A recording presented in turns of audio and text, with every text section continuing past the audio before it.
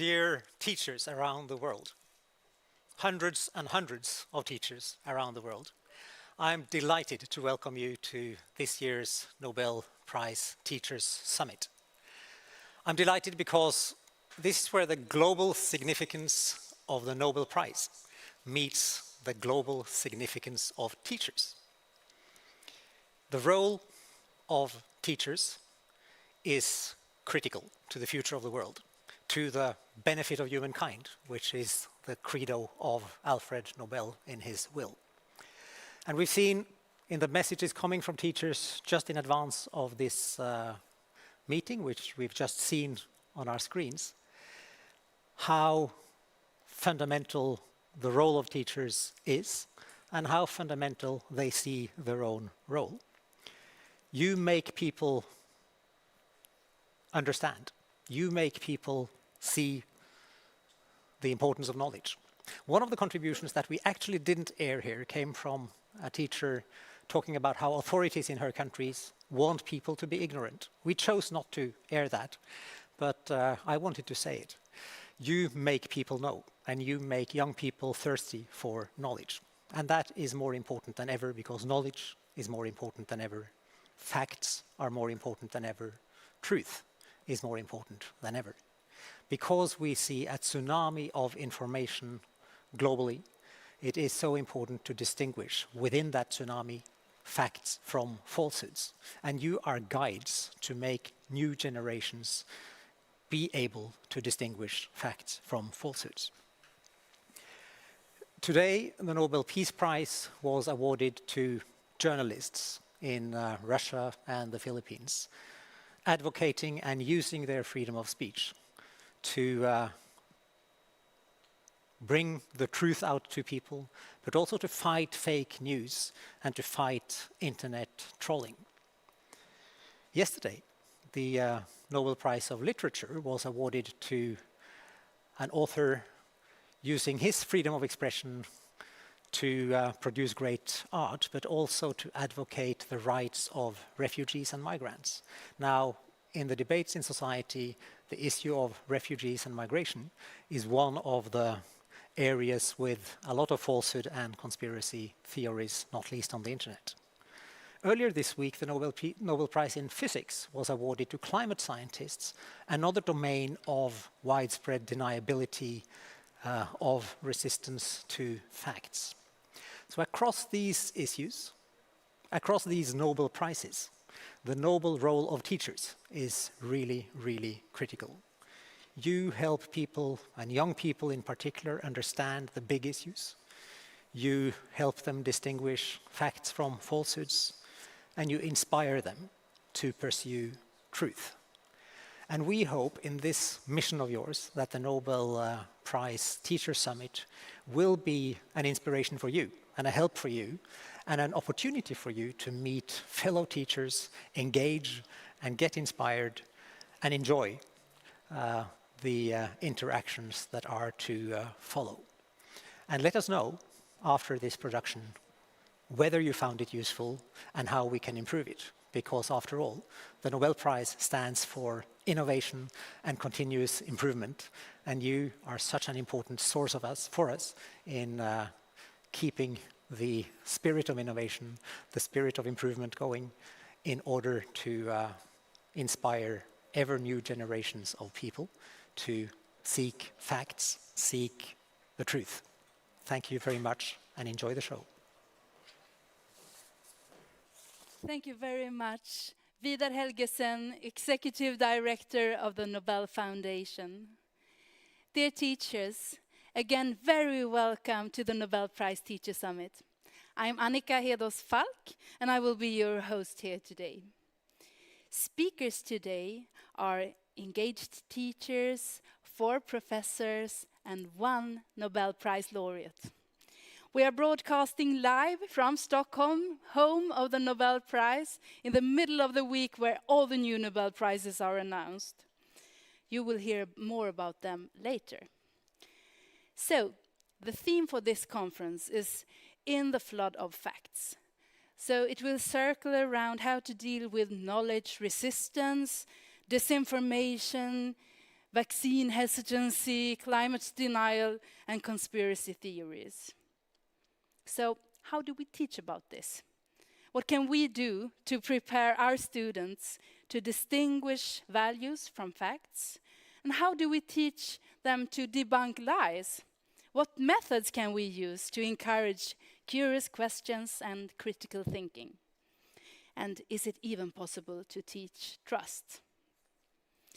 Today, we will not only ask you to listen, we would like to invite you, over 1,000 teachers from all over the world, to be co-producers of knowledge.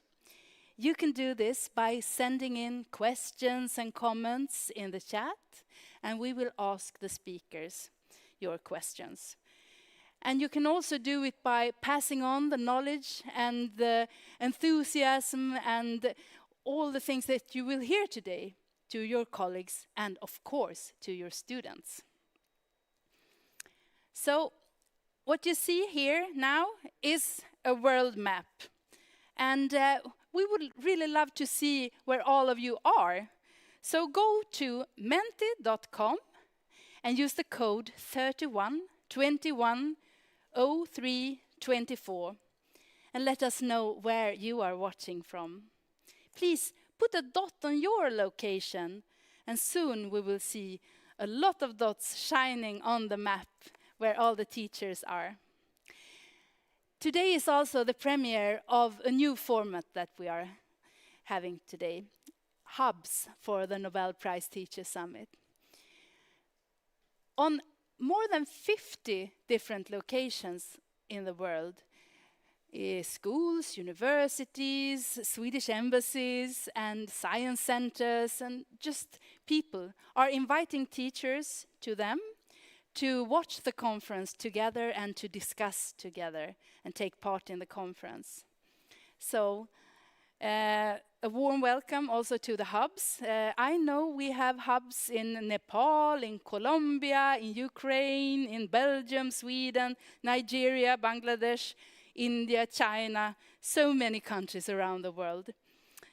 And we encourage all participants to send in feedback after this seminar to help us develop our programs. Alfred Nobel had a clear vision when he established the prize, that it would be awarded to those who conferred the greatest benefit to humankind within science, literature, and peace. And we think the teaching profession is absolutely in that spirit, to inspire people to seek out new knowledge, to ask questions, and try to improve and understand the world. It's now time to introduce my colleagues from the Nobel Prize Museum, Pontus Thunblad and Anna Olander. So, Pontus, please let us know what you will be doing here today. Well, we're both high school teachers. I'm a history teacher and Anna is a teacher in natural sciences. At the museum, we lead programs for school groups and teachers. And Anna, what will your role be here today? Today we will be the voice of all of you teachers around the world. So please send us questions and comments, and we will pass it on to the speakers as far as possible. And I will also show you our lesson material and give a brief lecture about the 5 Nobel Prizes that have been announced this week. Okay, thank you, Anna and Pontus. And let's have a look on the map here. Again, wow, amazing. We have teachers from all over the world. I think they will keep coming in during the program. Now, the time has come to welcome our first speaker. He argues that we need better protection against conspiracy theories, climate change denial, and vaccine hesitancy. A very topical issue these days, where we, the teachers, really can make a difference. Dan Larhammar is professor in molecular cell biology, but he has also a strong interest in science communication. He's the president of the Royal Swedish Academy of Sciences. you know, the ones who pick the scientific prizes. And now he's here to give a talk on the theme debunking pseudoscience. So I want to welcome Dan Larhammar. Are you there? I hope you can hear me. Yes, we do hear you. So the stage is yours. Thank you very much, Annika. So if we can have the first slide here. Okay. 1 second. That's where we shall start. All right. Working in the field of brain science, I have always been intrigued by people's strong beliefs in totally unreasonable and unsupported ideas. That is, unsupported by factual observations. This picture of levitation that is counteracting the effect of gravitation by just one hand on a pole is perhaps somewhat humorous in its way to illustrate belief in something that is totally unreasonable. Because I don't think that anyone today would believe in this. Everybody understands this must be a trick of some kind. And here is how it is done. As you can see, there is a stable metal device hidden behind the loose clothing of this individual. Today's deceptions in social media can be much more sophisticated than this. Many observers are saying that we are living in a complex, high-tech society, and most people have a poor understanding of science and the scientific approach. And therefore, many people fail to understand mechanisms or evidence. For instance, there is overwhelming support from statistics from clinical studies for the benefits of vaccines. Vaccines in comparison to the harm done by infectious diseases like COVID-19. Other observers and scholars argue that the rejection of scientific arguments is to a large extent due to diminishing trust in science and expertise. Scientists are accused of sitting in their ivory towers just wanting to have control over the rest of the population.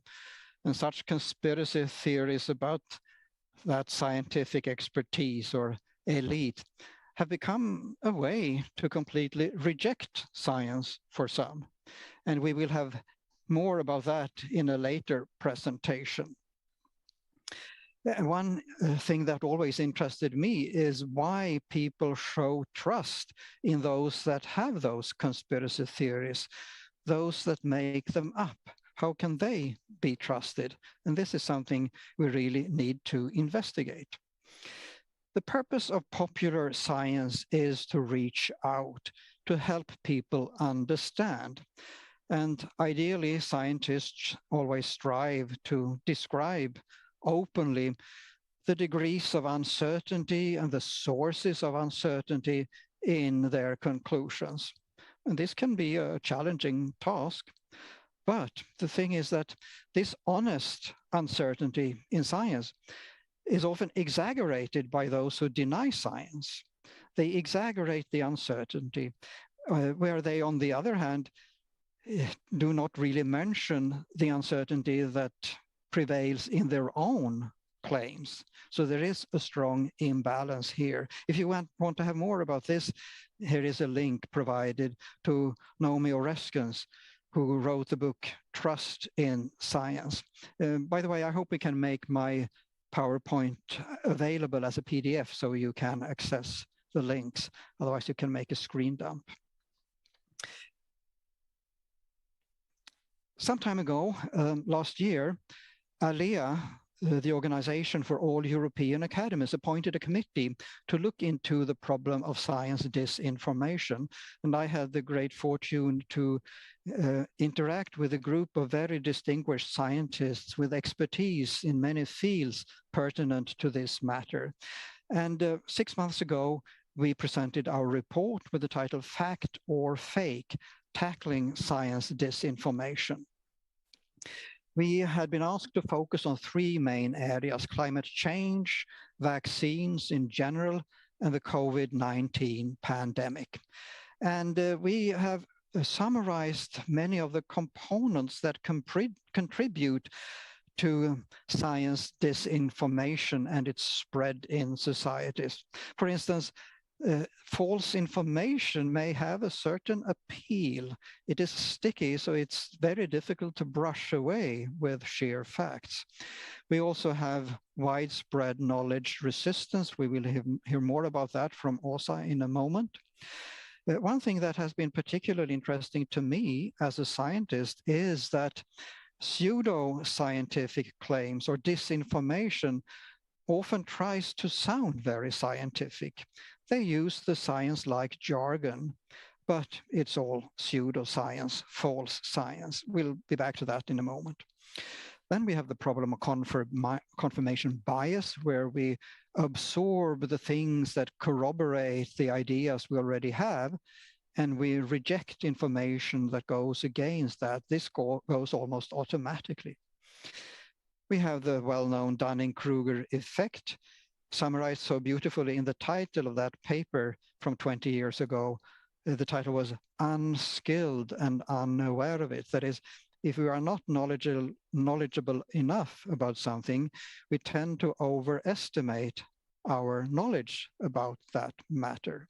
And the less skilled we are, the greater the risk that we overestimate our own expertise or knowledge in that area. And finally, we have the social media with their filter bubbles and echo chambers, and people are only let in if they adhere to certain ideas. And finally, the conspiracy theories. So there are many things that contribute to the spread of disinformation and pseudoscience in our societies, much of which is part of normal human psychology. However, when you talk about pseudoscience, there's absolutely nobody who openly admits that they are involved in pseudoscience or that they believe in pseudoscience. Everybody thinks that what they say is the true scientific matter, or almost everyone. Everybody wants to sound scientific. So this reveals that science has indeed great trust, although some try to counteract it. But deep at heart, the impact of science and scientific achievements is undeniable. So what is pseudoscience then? Well, if we look it up in Wikipedia, it's defined as follows. Pseudoscience is an alleged body of knowledge, methodology, belief, or practice that is claimed to be scientific or made to appear scientific, but doesn't adhere to the scientific method. And this can, of course, be a deliberate deception, but it can also be due to ignorance or misinformation. And pseudoscience defined in that way is certainly nothing new. It's been around for centuries. We have it in astrology and horoscopes in many societies.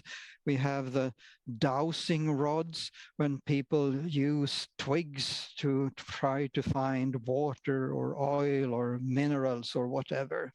This is all psychology. In the field of parapsychology, people have misconceptions about the mind, where they believe that some can have remote viewing or look into the future with precognition, and there are several other variants as well. Interestingly, this has been studied by scientists, and it has happened several times that scientists have been fooled by the subjects they have investigated. So by cheating, those could give the impression of having these parapsychological abilities. Then we have the creationism that denies evolution, but the most widespread pseudoscience in many societies today is undoubtedly alternative medicine. This is a billion-dollar business across the world, and we have the famous pseudoscientific methods like homeopathy and acupuncture, where the effect is probably entirely a placebo effect. And finally, vaccine hesitancy. That too is very old. From the early days of vaccine history with the first practices of Edward Jenner, there have been skeptics towards vaccines.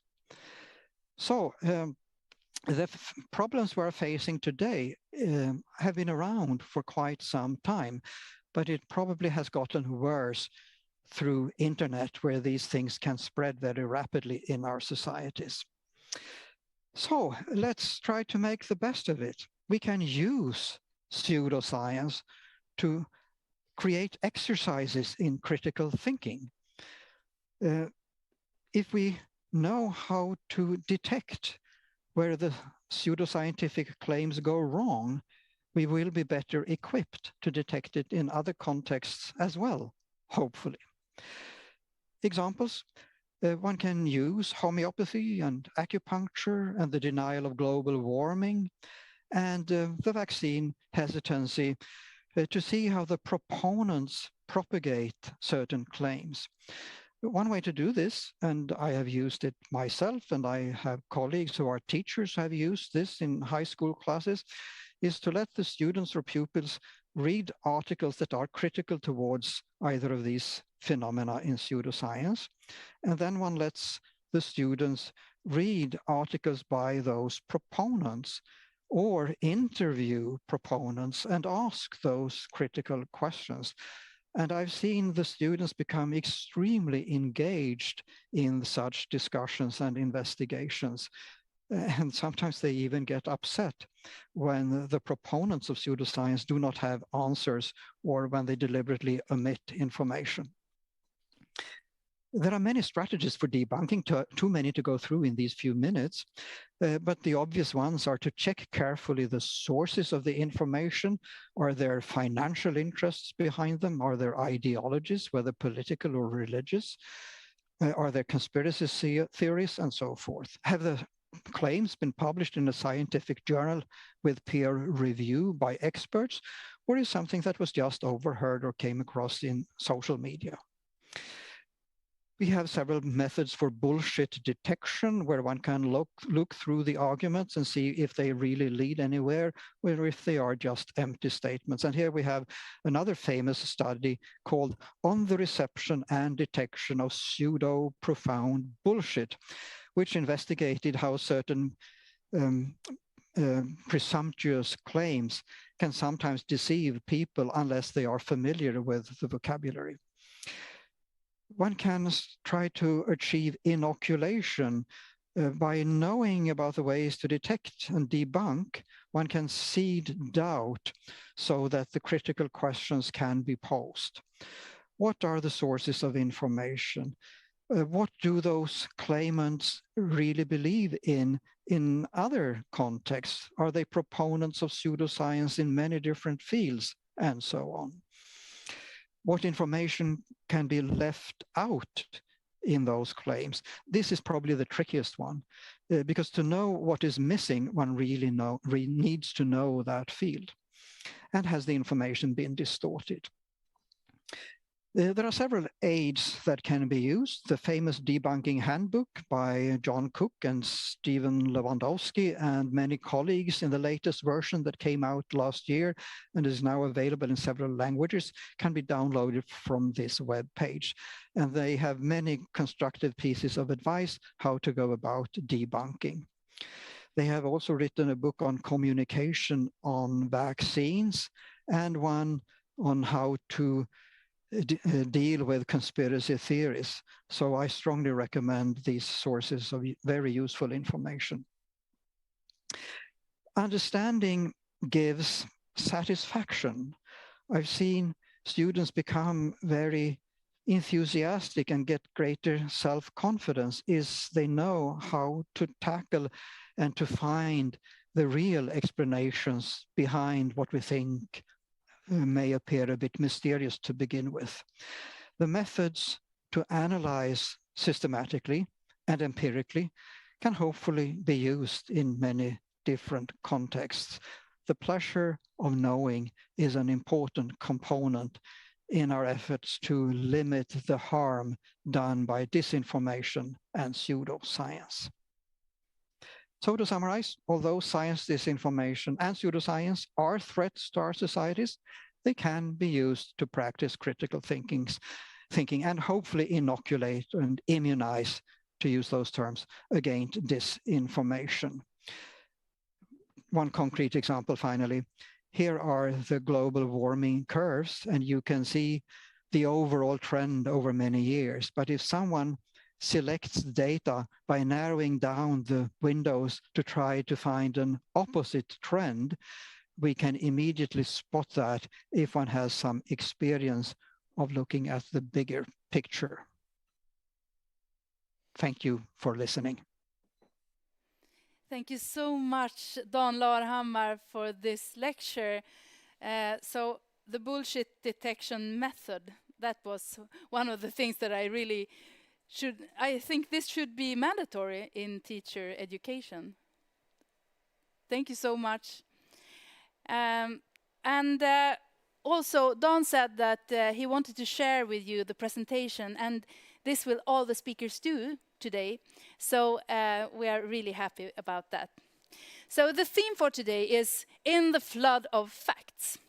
And all our speakers will address that theme and the role of teachers to prevent knowledge resistance, to reveal disinformation, lies, and conspiracy theories.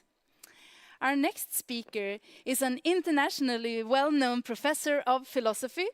She leads a large research project about knowledge resistance.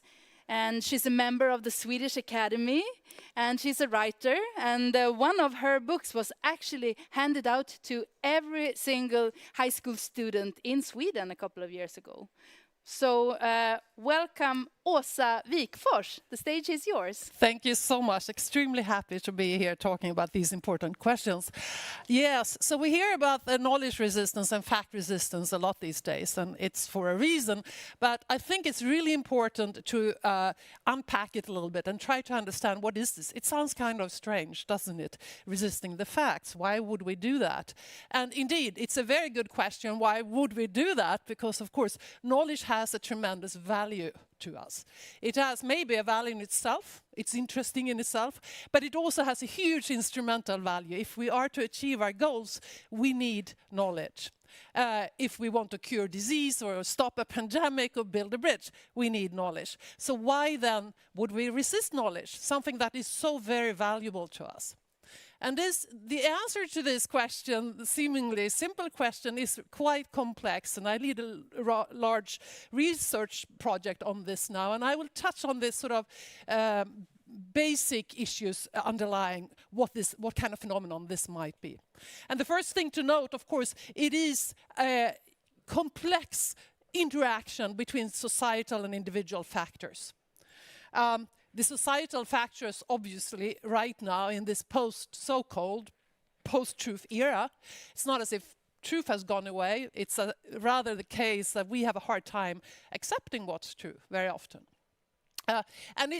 Distinctive of this era are a few things, and I just picked three here, and I will come back to them through my little talk here. First, it's a high-choice information environment. That means we have, in practice, an unlimited number of sources to go to when we want to know something, and the choice falls increasingly on me as an individual. It used to be there were gatekeepers that would send us information. Now I have to make those choices, and we're not well equipped to make those choices always. The other thing, of course, obviously, is the large spread of unreliable information, misinformation, disinformation, rumors. And then there is a third component that's very distinctive of our era, and that is declining trust in formally trusted sources, reliable sources, and polarized trust. So which sources you trust depend on what political party you vote on, for example. And that's a very bad development for democracy. Especially trust is an issue that I will come back to several times now. But I want to start where philosophers like to start, from the foundations. And in this case, this goes back all the way to antiquity, because we want to think first about what knowledge is, if we are going to understand what it means to resist knowledge. And Plato, the great philosopher in antiquity, he already had a definition of knowledge that's really quite workable and used by contemporary philosophers as well as a starting point. And that's simply the idea that to know something, for example, to know that the Earth is round, at least three things have to be in place. First of all, I have to believe it. So if I believe the Earth is flat, if I belong to the flat Earth society, I don't know that the Earth is round. But importantly, it's not sufficient to believe something for you to know it, because what you believe must also be true. I can't know that it's raining in Stockholm today because the sun is shining, for a change. So what you believe, you have to believe it, and it has to be true. But already Plato pointed out that there is one more thing that's needed for knowledge. Because we sometimes have lucky guesses. We guess something and it happens to be true. I could guess the number of people watching right now, and it might be true what I guess, but I didn't know it because I haven't counted. So the third component that you need is something that connects your belief with the truth, which is to say reasons, evidence, good grounds. And it's when it comes to this third component that knowledge resistance kicks in, as it were, because knowledge resistance is about resisting available evidence. And this is a working definition that we use in a research program that we then go on to work from, which is that knowledge resistance is the tendency to resist available evidence, which means that you don't draw the proper conclusion given the evidence that's available to you. And when you think about this, you also have to say a few words about what evidence is, the nature of evidence. So here we have to distinguish between two basic forms of evidence. Experiential evidence, that is to say, what you see, hear, feel. How do I know there's a glass of water here? I see it, I feel it, right? Direct experience is an important source of evidence for us and the animals. It's how we orient ourselves in our daily lives, of course. But we, human beings, we also have a very important other source of evidence, and that is other people who know more. That is to say, sources of various sorts. And that's, of course, because we have language. We can use language to communicate. If I know something, I can communicate that to you, and you can communicate it to your students. And this is the most amazing social dimension of human knowledge, which also allows for knowledge accumulation across generations. But this social nature of knowledge means that knowledge requires trust. Because most of what we know, probably it's hard to count everything we know, but most of what we know, if you think about it, about history, or geography, or medicine, or football, or music, we know not because we've been there and seen that and done that, but because we got it from various sources. So our knowledge is very large, to a large extent, dependent on trust in sources. So if we don't trust a reliable source, we miss out on important knowledge that we could have had. And if we trust in an unreliable source, we will end up having false beliefs. And these two ways of missing out on knowledge are very, very central to what's going on today in the digital landscape.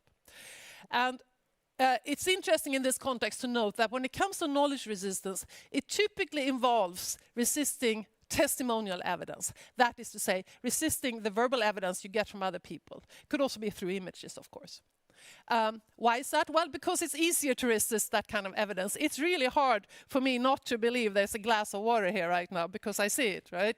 But it's much easier for me not to trust what some scientist said about water yesterday, because I think maybe that scientist is not to be trusted. He has a political agenda. She is deep into the pockets of the pharmaceutical industry or something like that. That kind of thing is how we resist scientific knowledge. And you can see immediately why conspiracy theories are so central in this landscape. That's precisely because what conspiracy theories do is they undermine trust. And that is, I think, the biggest threat to knowledge right now in that sense. I also want to touch upon a huge research field, which is social psychology or cognitive psychology in general, where they look at the mechanisms, the psychological mechanisms behind knowledge resistance. And a very important such mechanism is called motivated reasoning. Motivated reasoning is what it sounds. It's reasoning that is motivated by something other than truth. You have a desire to protect a belief that you really want to hold on to. A cherished belief. It could be a belief about how great you are at playing tennis, or about how you have the biggest audience ever, or a belief about the climate or vaccines. And one really important kind of motivated reasoning is called politically motivated reasoning, and that is tribal thinking, basically. It's the observation that people tend to want to hold on to beliefs that belong with their group. So if it's become distinctive of my ideological, cultural, political group to believe something about vaccines or about homeopathy or about global warming, then when the researchers, scientists come with evidence against this belief that we hold on to, we feel threatened. I feel threatened because it's part of our identity to believe this. And therefore, we will resist that evidence. And this is a very important mechanism behind tribal thinking and behind the polarization that we see in today's society when it comes to acceptance of facts. I want to end by reflecting a little bit on what Don Larhammar talked much more about. I just want to mention a few words about how to counteract knowledge resistance and something for you to bring with you when you think about how to teach and talk about this in the schools. Like I said, knowledge resistance is a function of both societal factors and individual factors. And when it comes to the societal factors, of course, there's the unreliable information, disinformation and so on, and you have to talk about that. And there's the polarization, partisanship that's driving this. But when it comes to individual factors, there are, of course, three things. The three things I want to stress that are really important to address in this context. One, of course, is background knowledge. I mean, this is why schools are so important, because how you judge a piece of information that comes to you depends on what you already believe. So if you don't have a lot of knowledge, you're going to be having a hard time judging the information that comes to you. This is why we need this foundational knowledge in the various disciplines like biology, geography, physics, history, and so on, to be able to resist this information. And this is connected with the second point. Everybody talks about critical reasoning skills. We should do that. But let's not forget that the capacity to reason critically depends on how much knowledge you have in a particular field. That is to say, I'm quite good at critical reasoning in philosophy, not so great in biology, because I don't know enough biology. So it's really important to remember there's a connection between critical reasoning and factual knowledge. And one more thing I want to mention to you that lots of experiments show is that it matters whether you care about truth. So if you tell people that in this test we're going to do, it really matters that you get things right, that accuracy is very important, then people do much better, for example, detecting fake news. Finally, we were talking before about fact-checking. And I just want to stress what Don Larhammar stressed too. Fact-checking works. You can do it in the schools with the students. And one thing to remember then is that it works better if you don't just say, well, this is false, but you also say, well, that's false, and this is true, and this is why this is true. You give a deeper explanation. That really matters. And the final thing is that when people resist knowledge in the classroom or elsewhere, the last thing to do is get angry and annoyed with them, which is what you maybe are inclined to do. You have to show respect and listen and try to find common ground and use the fact that human beings are rational and are capable of taking in evidence if they're treated properly. Thank you very much, and these are my principal investigators in my big knowledge resistance program. Thank you so much, Åsa Wikforss, and this was truly interesting, and I learned so much from you. I think we do have a question from one of our teachers from the chat, Anna. Yes, we have. It's a question from a person in Quebec, who's saying the government has installed a rumor detector to fight against disinformation. The chief scientist of Quebec and his team publish about twice a week on unfounded theories or rumors in order to verify them and give their scientific option. Now comes the question, do you think this should become mandatory in all states and governments? Oh, that's a very big question. Yes. Well, I think this much. I think that it's quite clear that for a long time we've been sort of relying on the tech companies to solve these issues, right, for us, that they will moderate content and so on. And we know, and we've known for a while, and we certainly know now from the whistleblower at the Facebook, that they may not be so inclined to do that. And that means that we also need other actions. And I think one thing that the European Union is looking at a lot now is to co-regulate. That is to say, the national governments, because that's where all legislation comes, will have to think and discuss possible legislation for how to regulate what to do with disinformation on these platforms. It can't be left up to these companies. And I think that is definitely a way forward. And I think we as researchers have an important job helping all the fact-checking actors that there are out there. So thank you so much again, Åsa Wikforss, and a warm online applause for you. Thank you, thank you, thank you. The next step will be a panel of teachers in different places of the world, so we hope for a stable internet connection.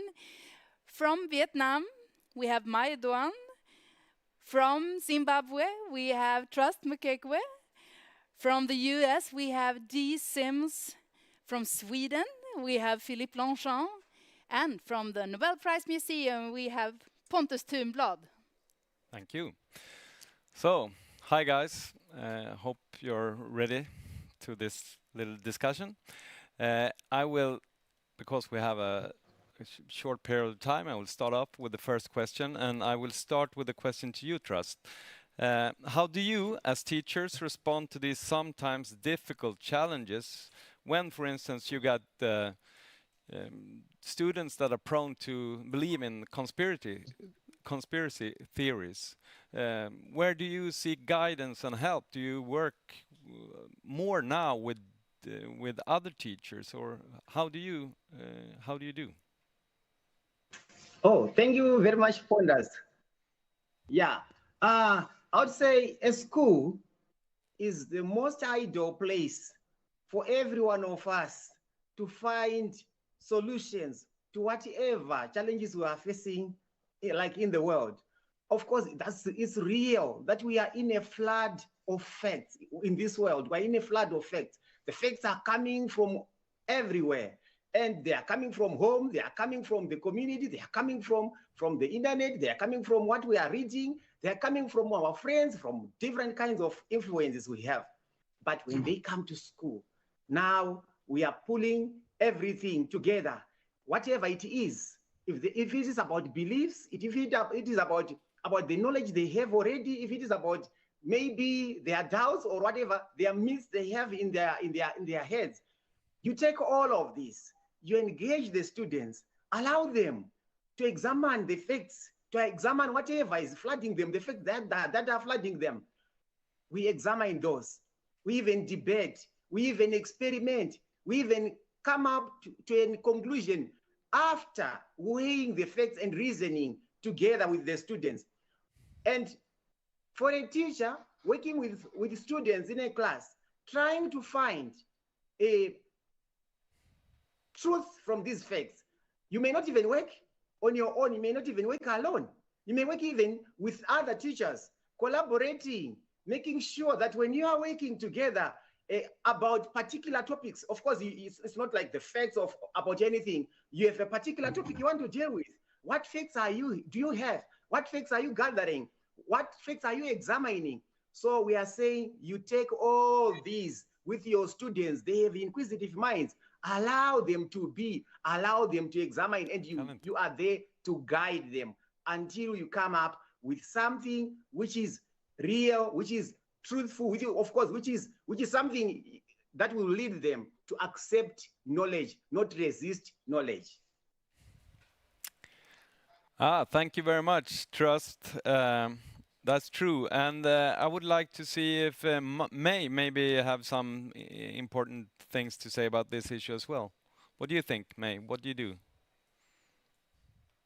Well, I think we are from an Oriental country, and there are so many ridiculous, superstitious cultural beliefs, and conspiracy theories even more mysterious for our children here and even for adults here.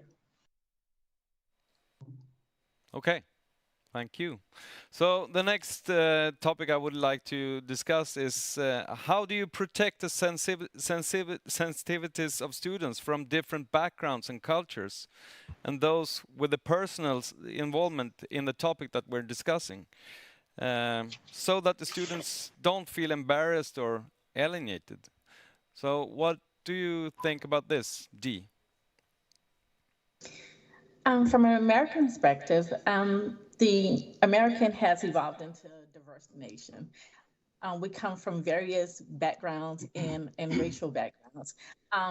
However, as an American, we have had our fair share of social, economic, and racial challenges that has a tendency to help students feel alienated, victimized, or either embarrassed during sensitive topics. It's important as a teacher to help these students to have a sense of security within the classroom, creating the decorum of respect and allowing students to understand that their voice matters in the classroom. It's also important for them to be open and honest within the classroom. Therefore, it creates an atmosphere of safety where they feel that, and bravery, where they feel that they have the freedom to voice their opinion.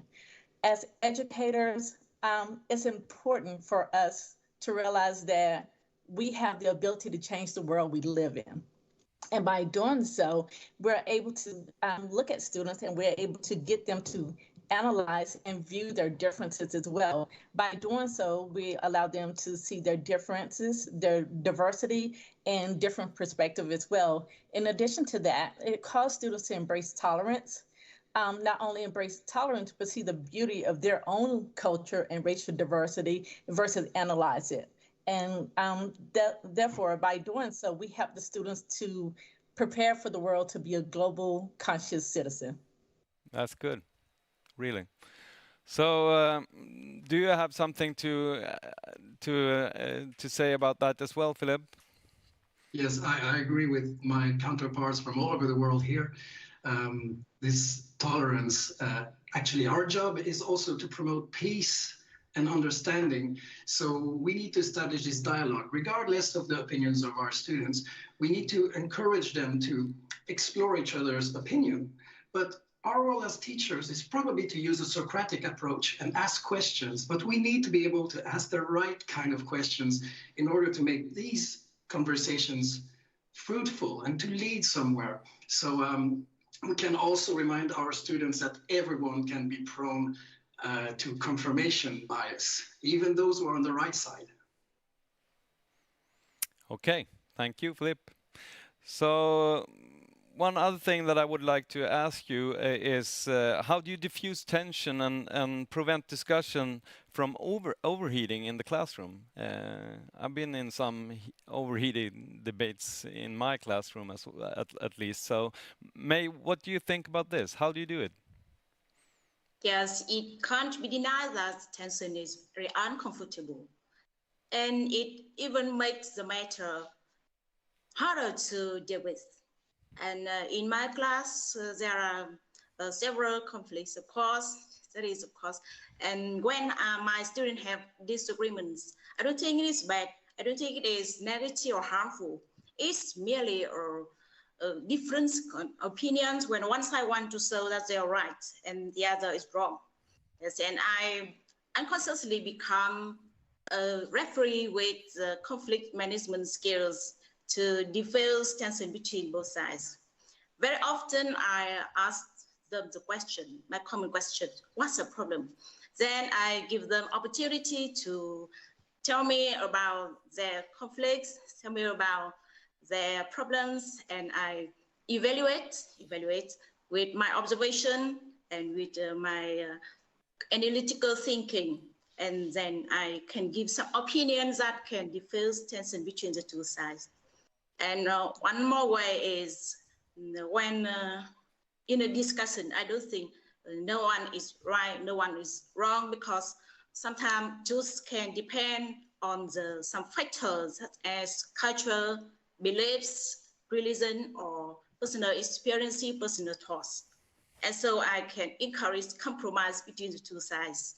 And I do focus on the importance of their interaction and cooperation. And one way is, for myself, is very quite difficult because it is using humor. Using humor is a very good way to ease tension between two people in conflicts. But for me, sometimes I cannot use humor in every situation because I cannot find humor words to ease tension between them. Thank you. Okay, thank you very much. And to all of you, a warm thanks. And I think that we can further this discussion in the end in the breakout rooms, if you like. I'll see you there. Thank you very much. Thank you so much, Pontus, and all the teachers around the world. Thank you. As Pontus mentioned, we're actually trying on some new thing here today, which is breakout sessions after the conference. So if you register for that one after the conference, you will get to meet teachers from many different countries. Good. The theme for this conference is In the Flood of Facts. We are learning more about methods to teach our students to navigate in this really complex world, sometimes very polarized as well. We are reflecting on how knowledge is produced and how to tell scientific truth from lies, and to work in the spirit of Alfred Nobel for the greatest benefit of humankind. But now we want to invite you and your students to be a part of a research project called Utopian Stories. For more than 1.5 years now, we all have been living in some kind of dystopic world during the corona pandemic. Almost every single human being on this planet have been affected one way or another. Many schools have been closed and many people have died. It's some kind of dystopia we are living in. But this project is called Utopian Stories, and its starting point is actually the corona pandemic. Because we made some really big behavioral changes during this time. Which of these changes are we willing to maintain? Because as Greta Thunberg said, I want you to act as if your house is on fire, because it is. But in some way, we seem not to accept the changes that we know we have to make. It's the same for me as well. So this research project, it starts in the changes we made, and we want your students to interview people about what changes they did during this pandemic and which ones they would be willing to keep. But also in literature, in TV games, in film, in music, it's actually more common to write about dystopic futures. And in this project, we also want to train the students in making visions in the positive way. What kind of future do you want to see? So they will also write and collect stories about an utopic future. And so if you just Google Utopian Stories, you will come to the website where all the material is. And we will do, not we, the researchers will do research on the results that the students are collecting. So our next speaker, she will talk about conspiracy theories, and she's here on the title is Curiosity Killed the Cat, but Satisfaction Brought It Back. She's a professor emeritus, and now I hand over the stage to you, Annika Rabo. Thank you so much. Actually, I will not talk so much about conspiracy theories. I'm more curious about the utopian stories. Really? So that's much more my own way of looking at things. Fantastic. It's a great honor to be here, and I'm very, very excited about this opportunity to talk to you. Social scientists basically grapple with one basic question. Is today's society different from yesterday's? And if it is, how? And how is it possible for us to assess this as we live in a reality that we're also studying? Is it even possible to assess this? The world, as stated in the call for this Teacher Summit, is very complex, requiring a sharp navigating skill. But is the world really more complex today than a decade ago, 100 years ago, 1,000 years ago? From whose perspective is it more complex? Of course, we know that there are no hard and fast answers to these questions, but lest we drown in a flood of facts or succumb to moral panics over conspiracy theories and fake news and so on, I think it's good to agree that posing questions in a very open manner and realizing and thinking about this in a constructive way is a way to manage the world and even perhaps, hopefully, finding utopian, but at least solutions. And this is something that concerns us as researchers, teachers, educators, and of course it concerns students and pupils. I'm an educational researcher, and I have been looking at educational institutions for many decades. And education is, of course, organized in very, very different ways across the world. One classroom looks different from another classroom. The relations between students and teachers are also very different. But there is something we can say about commonalities of educational institution. There has been a systemic shift in what educational policymakers on a global scale want education to perform, to do for the future. And this is a huge shift from policies of rote learning and repetition of what is already known to searching for and managing complex knowledge systems. So we have gone from ideas of closed knowledge systems to open ones in what is today called the knowledge society. And this is said, we have to do this to manage the global competition, and we have to prepare students for a future world. But how this new shift is applied nationally or even locally differs enormously. But even in the most authoritarian educational systems that I have studied, this shift is accepted in theory. So there is no more idea of curiosity killed the cat. We can no longer tell children, pupils, students that be quiet and don't ask too many questions. However, this shift in the educational policies has not been followed by more spending on basic education. And this more spending is, of course, a prerequisite for this new knowledge system. So we find a great deal of educational tensions, and this is something that you, of course, have a lot of experience in. Concomitantly with this change, teachers' authority is decreasing all over the world. And this is lamented by many people, both inside and outside schools. There are also very many populist demands to reinstate, a call to reinstate the authority of teachers and of other adults. You've all heard it. Pupils are unruly, they have no respect, and so on. But I think it's important to emphasize that schools can in no way compete with what goes on outside school.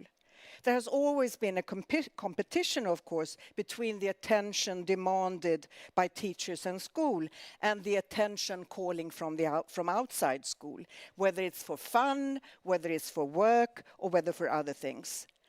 But in this competition, teachers and school have less and less attraction, it seems. We only have to mention social media, which has impacted pupils globally. So what should we do? Well, if we can no longer say that curiosity killed the cat, perhaps we should instead stress the second part of this little idea. Satisfaction brought it back. So I want to say that even if schools are, in a sense, less important today, they're also very important. And we just discussed this. Look at the pandemic, where so many children have suffered from not being able to go to school. And I think another thing we have to emphasize is the need to open schools to the reality, to the local reality of pupils. We have to trust the young. I think it's the young that are leading the way towards the future. Thirdly, I think that teachers, you must realize that you cannot solve everything. You cannot manage all the demands that are put on you. You need to form alliances. You need to learn from each other, and you need to cooperate. And the Teacher Summit is, of course, an excellent base for this. And perhaps in the breakout rooms, you can discuss this more in detail. So my conclusion is that in order to navigate in the flood of facts, we need more curiosity, more curiosity. We need it as adults, as teachers, as educators. Curiosity will not kill us, but hopefully make pupils satisfied and thus build trust across generations. Thank you. Thank you so much, Annika, Rabo, and we will get the opportunity to ask you questions in the final panel. So please keep on sending in questions to Annika and all other speakers here today. Thank you. And I think also we will get an extract from your lecture. Yes. Yeah. So everything will be published on the website for the Nobel Prize Teacher Summit. Thank you. Our next speaker is one of the finalists for the Global Teacher Prize. He claims that we need resources to pass on healthy doses of skepticism to our students. And now he's here to talk to us. You are a teacher at the bilingual Montessori School of Lund, exactly, right? Yes. So the floor is yours, Philippe Longchamps. Thank you very much. Dear fellow teachers of the world, today I stand in front of you to suggest that critical thinking might be the most important 21st century skill for us to teach. A recent study by PISA showed that only 47% of 15-year-olds in the OECD countries are able to tell the difference between facts and opinions. I would argue that the development of critical thinking might be as important as literacy and numeracy in this age of information. This is why critical thinking urgently needs to become the cornerstone of everything we teach in school. But how can we reach this goal together? Well, first of all, let's start by teaching our students to identify and trust reliable sources. Then provide them with plenty of examples of logical fallacies, cognitive biases, and make everyone aware of the Dunning-Kruger effect. We must empower our students by giving them a habit of fact-checking. Challenge them to debunk false assumptions and pseudoscience on their own. Teachers should not hesitate to play the role of someone believing strange conspiracy theories in order to reinforce their students' logic and reasoning, because if their answers come from within, it will make their learning experience much more sustainable. So, debunking unfounded claims will become a self-acquired lifelong skill. This is exactly why I invite you all today, together with your students, to join me in this global effort to eradicate online disinformation at the source by using #KeepItReal. But how is this going to work? Well, as soon as you or your students are skeptical about anything you see posted online, simply use the hashtag #KeepItReal, and you will invite an expanding global community to participate in the fact-checking process. Let us launch a global effort and make this into an evolving, democratic, and organic movement. Hopefully, this will eventually create herd immunity against gullibility. Together, we can raise an army of critical thinkers by gathering potentially harmful disinformation under this hashtag. We will be able to create a lockdown on viral disinformation and prevent it from spreading. But unfortunately, too many people have already been contaminated by countless conspiracy theories. And there is an urgent need to vaccinate the youth against viral disinformation.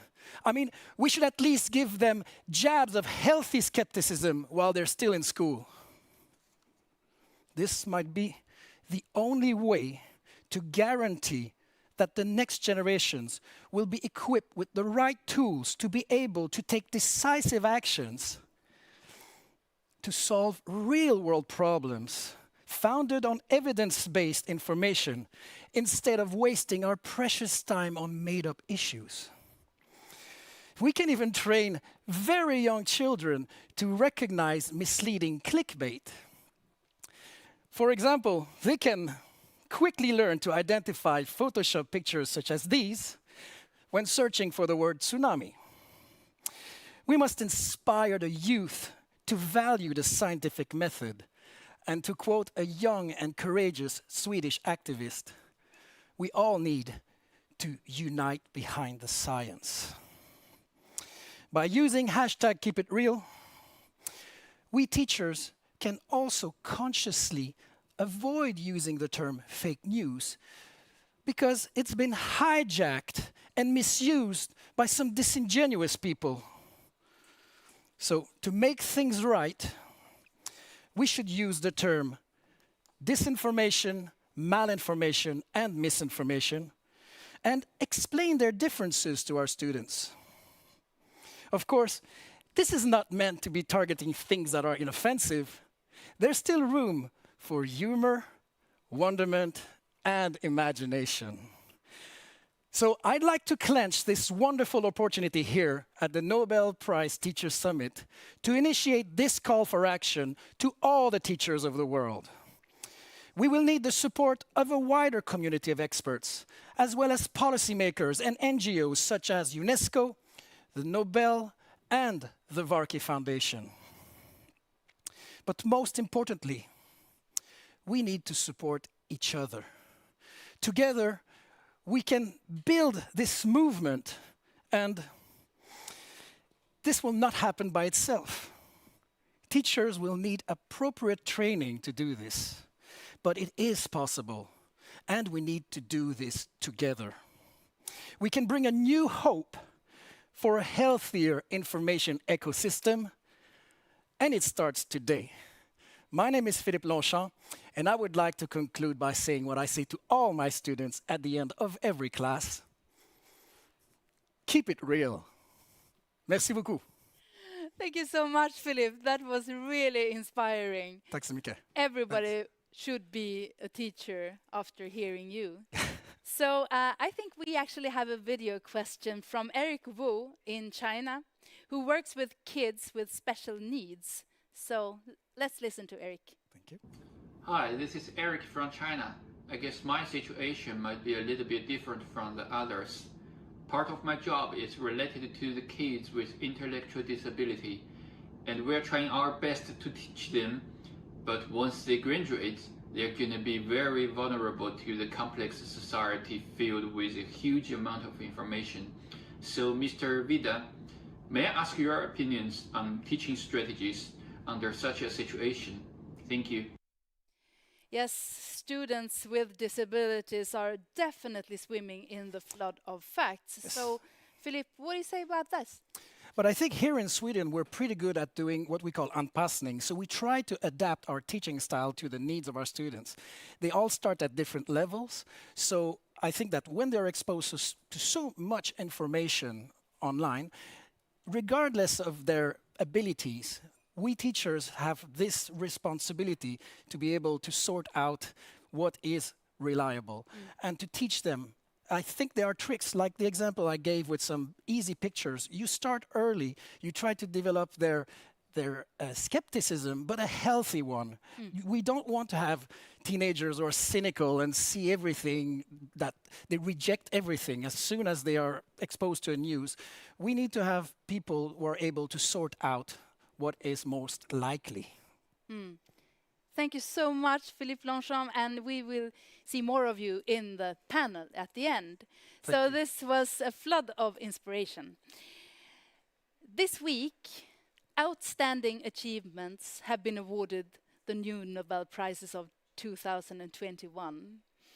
And the laureates have been called from Stockholm and Oslo with somebody telling them that you have been awarded the Nobel Prize. And here today, I have my colleague, Anna Olander, who in like 5 minutes will tell you so much about all the new Nobel Prizes. So good luck, Anna. Thank you, Annika. Yes, as Pontus said earlier, I've been working as a teacher in natural science and chemistry and biology for many years. And I've been privileged to do this with my colleagues, teaching social science, history, and geography. And together we have been working in disciplinary projects with something called wicked problems, such as how to solve the climate crisis and how to deal with global health issues. So I'm excited that the Nobel Prize laureates of this year, 2021, address these issues. And nope.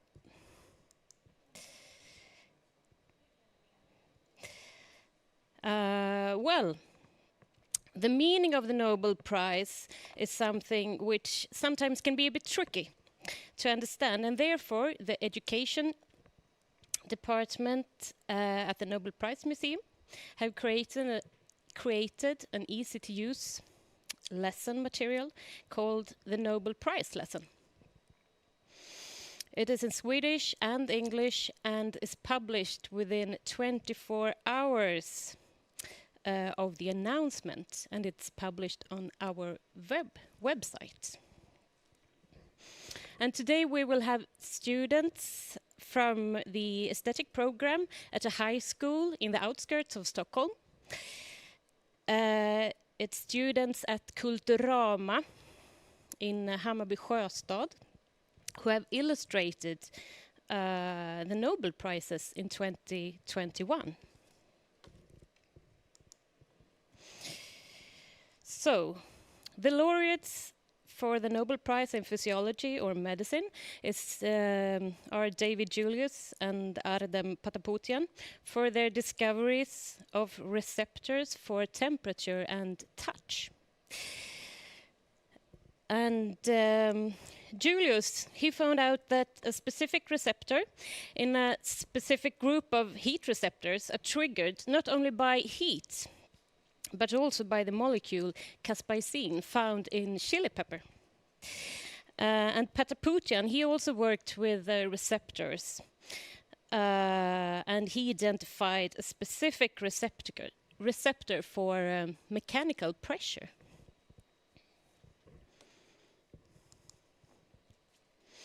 And the laureates for the Nobel Prize in Physics is shared by Suyukuro Manabe and Klaus Hasselmann on one half, and Giorgio Parisi on the other. And Manabe and Hasselmann are rewarded for the physical modeling of Earth climate, quantifying variability and reliability, predicting global warming. And Parisi, he's rewarded for the discovery of disorder and fluctuations in physical systems from atomic to planetary scales.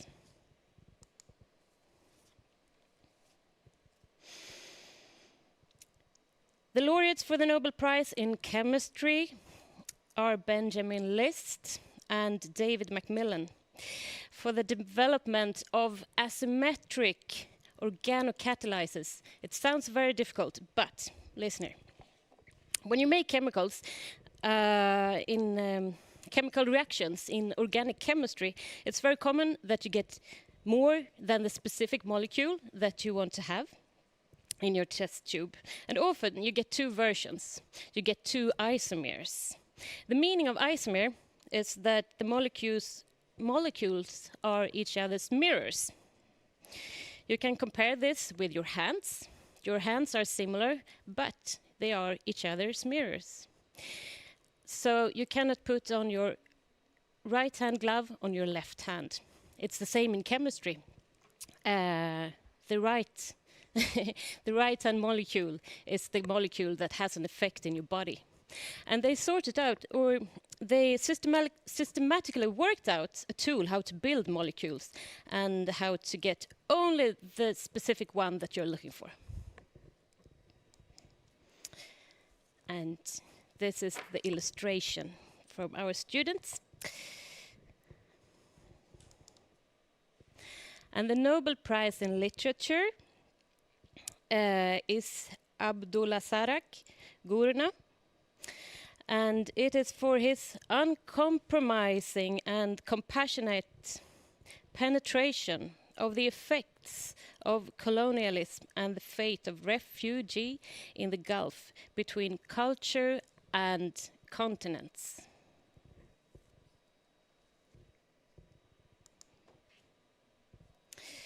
The last one for this week are the laureates of the Nobel Prize, the Nobel Peace Prize.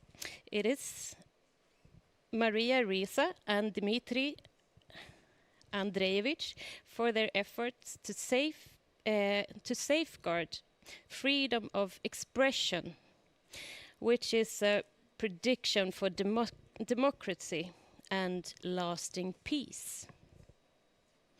And it will continue on Monday. Laureates for the Economic Prize will be announced this Monday, and it will be from Norway for the greatest benefit to humankind. Thank you. Wow, only a teacher could talk about all new Nobel Prizes in 5 minutes. Oh, yeah. I wish we had a large audience here that could give you a warm hand. So thank you so much, Anna Olander. Thank you. Our next speaker is an internationally renowned scientist who is an expert on conspiracy theories.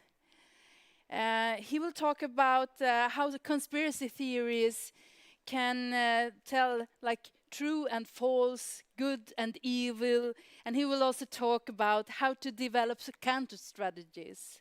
So a warm welcome to you, Professor Andreas Önnerfors. The stage is yours. Thank you so much, Annika. It's great to be here. The topic we'll be talking about today is unfollowing the white rabbit, countering conspiracy theories. And but I want to start with a quote from today's Nobel Peace Prize laureate Maria Ressa, who has said the battle for this generation will be the battle for truth. I think that's very appropriate to start my talk with that quote, because I think it says a lot about our times. I would talk about two things in my lecture today. The one is how to identify conspiracy theory, and the other one about countering conspiracy theories in the classroom, and give you some suggestions of how you can do that. A month ago or so, the English translation of a study I've done for the Swedish Civil Contingency Agency was released. It's called The Conspiracy Theories and COVID-19 Mechanisms Behind a Rapidly Growing Societal Challenge. So this report is about the ongoing COVID-19 crisis we are placed into, and from the starting point that the pandemic also has released an infodemic. So dis and misinformation related to COVID-19 is disseminated globally, accelerated by social media and different political agendas. Conspiracy theories occupy a particular position in this infected infoscape since they are effective means to provide with explanations to big events, such as the pandemic. They are also a threat to democracy, and we need to develop psychological defense against them. The report that you can access online has 4 parts, one about COVID-19 and conspiracy theories. Then I have a part about definitions, a part about how to identify conspiracy theories and who believes in them, and finally, how to respond and to counter conspiracy theories. And the infographics you will see in my lecture are taken from this report that is freely available online. I've also been involved in educational projects. There's a Swedish special issue of a journal directed towards year 1, year 9 education. I've been consulting Malmö City Council, who are running a school project against anti-Semitism, and presented a couple of lectures for teachers. But what strikes me most, particularly during the last year, is that I have received many requests from individual teachers at different schools and educational levels of what to do when conspiracy theories are expressed in class, and how to teach about conspiracy theories. And on a shoestring, I would like to point out 4 elements here. The first is, it is a complex area with many pitfalls. The second is, there's no one-fits-all approach towards it. The third is, very important, that source criticism, critical thinking, and increased media literacy not is sufficient to fix the problem. And the fourth thing is that I'm going to talk you through in the first part of my lecture, why. So we need a solid definition to start with. And what I present here is that working theory based upon available scholarship, that a conspiracy theory expresses and communicates the idea that events and their causes do not happen by chance, and that the world which is affected by this event is divided up into 2 spheres, a sphere of evil conspirators and good victims of the plot. The plan for the conspiracy has been prepared and is being or has been implemented in secret with the intention of harming others. And those carrying it out move within an invisible, dark and secret area unobserved. The conspiracy theory often blames or demonizes those who are said to be guilty. And it's also fueled by the idea that society and the world is approaching its downfall. What is a constitutive feature of the conspiracy theory that it seeks to imitate scientific reasoning and to establish what is true and false. But it also tries to explain what is right and wrong, or good and evil. And that's the problem. I've tried to create a model with that I have called the black box of conspiracy theories. Black boxes try to explain causes or the input and effects or the output. And what the conspiracy theory constructs is a shortcut, trying to find answers why things are happening and providing with answers with because this and that. The problem with conspiracy theories is that they contain elements of rational reasoning about what is true and false, but they also contain ethical reasoning about what is right and what is wrong. And within that black box, these 2 lines of argument do intersect. So, and that means on the other end of the black box, you can see that certain causes are controlled not only by logical reasons, but also because of moral motives. So that leads conspiracy theorists to assume, for instance, that the causes of events are controlled by evil intentions. And that also another way of putting it is that a major effect must have a major cause. For instance, crises and scandals.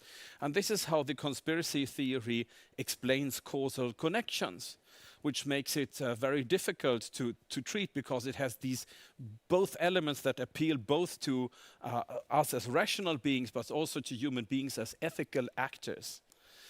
But what is the major difference between the conspiracy theory and any kind of scientific explanation is that it basically is a narrative. And the narrative has a dramaturgical structure where patterns are identified, where a plan is identified, where a group is pointed out of people who want to harm us. And then in the next step, these people are pointed out, it's their fault, they are evil. This is fueled by we are approaching the final collapse of the system, and there's a chosen few who have seen what is happening, and those people are revealing the truth to the others. So that's a dramaturgical structure of conspiracy theories we easily recognize in most of those, and also in generic conspiracy theories. What is also very important to point out and have in mind is that conspiracy theories can be used in different ways. They can be used from the top down by political actors who want to reinforce their power and to disparage political opponents. But they can also be used bottom up by those who feel or really are powerless as a way to criticize power, or a false use from those who claim to speak for the powerless.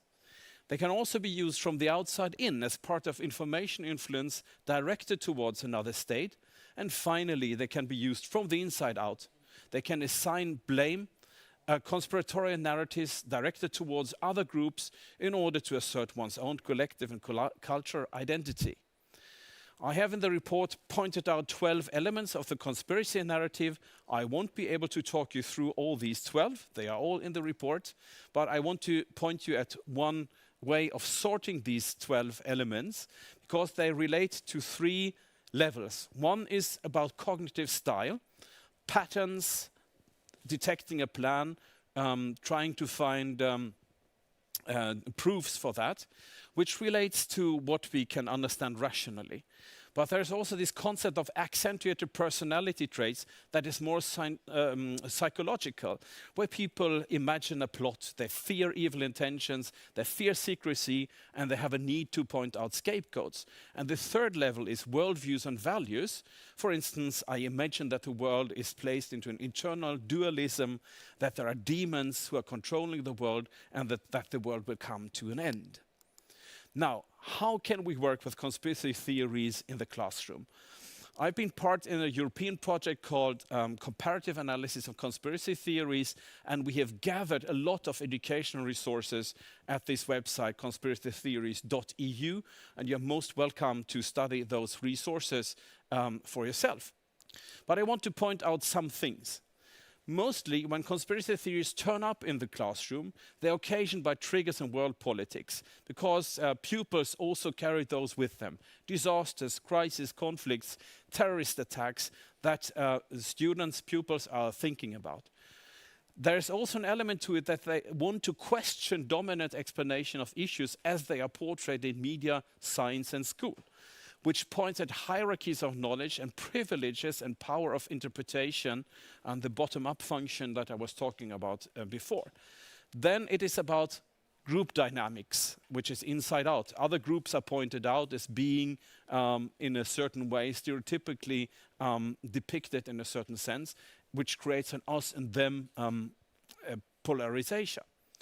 If you are a teacher and encounter conspiracy theories, you, in step 1, should be able to sort out, is this a conspiracy theory? What might its source be? Who is the sender and the addressee? And does it run contrary to the law and the values of the education establishment?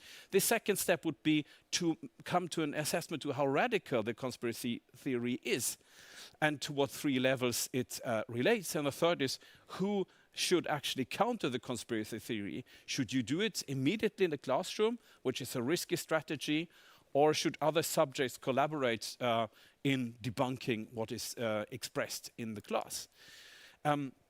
Here are 4 tips by the Anne Frank Foundation that you will find a link to on the website I showed to you before. Set boundaries, relate, don't add fuel to the fire, question also your own beliefs, and focus on the emotional appeal. Why do students and pupils actually believe in conspiracy theories? Why do they have a need to express them in the classroom? And the Anne Frank Foundation has come up with an excellent guide for you as teachers, where we get a clear understanding of that. Social psychology has taught us that the facts make a poor weapon against prejudice. And that's what I think that's the message that to me is the most important one, to say that we can be very good at source criticism, we can teach pupils media literacy, but the psychological dimensions of conspiracy theories are most important. So that has to be taken into account. So you also have to focus on the psychological aspects, the accented personality traits, but also on the worldviews and values. And then finally, in my report, I suggest that it should be possible to counter conspiracy theories also in working with counter-narratives. Because if we are able to distinguish 12 elements of conspiracy theories that have a narrative structure, we might be able to construct another 12 elements that counter that narrative and that create another one of hope and of trust. Thank you very much. Thank you so much, Andreas Önnerfors. Very interesting. And I know we have a question from a teacher in Sweden. Right. My name is Gunilla Zleta, and I'm a teacher in Swedish literature and social science. I have a question to Andreas Önnerfors. I understand that you've been digging deep into conspiracy theories and how they emerge.